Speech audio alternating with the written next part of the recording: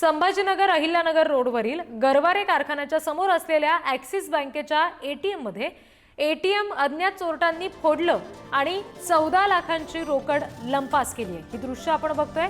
3 ते 4 चोरट्यांनी तोंडाला रुमाल बांधला, एटीएम मध्ये प्रवेश केला, सीसीटीव्ही कॅमेऱ्यावर काळ्या रंगाचा स्प्रे मारला आणि त्यानंतर गॅस कटरच्या साहाय्याने एटीएम तोडलं। एटीएम मध्ये प्रवेश करतानाचा व्हिडिओ सीसीटीव्ही कॅमेऱ्यात चित्रित झालाय। वाळूज पोलीस ठाण्यामध्ये या प्रकरणात गुन्हा दाखल करण्यात आलेला आहे आणि या चोरट्यांचा शोध सध्या पोलीस घेत आहेत। सीसीटीव्ही दृश्य आपण बघतोय। एटीएम फोडून त्यांनी 14 लाखांची रोकड लंपास केलेली आहे।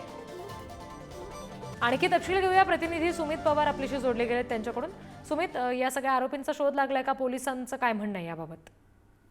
नक्कीच वाळूज पोलीस ठाण्याच्या आगीच्या अंतरावर असलेल्या ऍक्सिस बँकेच्या एटीएम मध्ये अज्ञात चोरट्यांनी शिरत तिथल्या सीसीटीव्ही कॅमेऱ्यावर काळा स्प्रे मारला आणि जवळपास 13,92,500 रुपयांची रोकड त्या अज्ञात चोरट्यांनी लंपास केली आहे।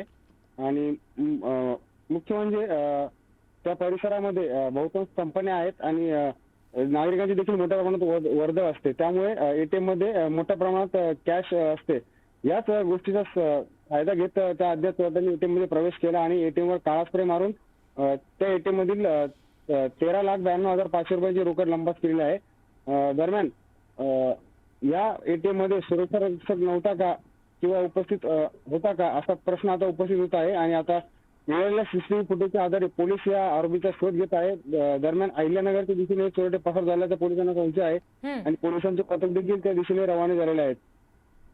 जी सुमित, धन्यवाद दिलेल्या तपशिलांसाठी।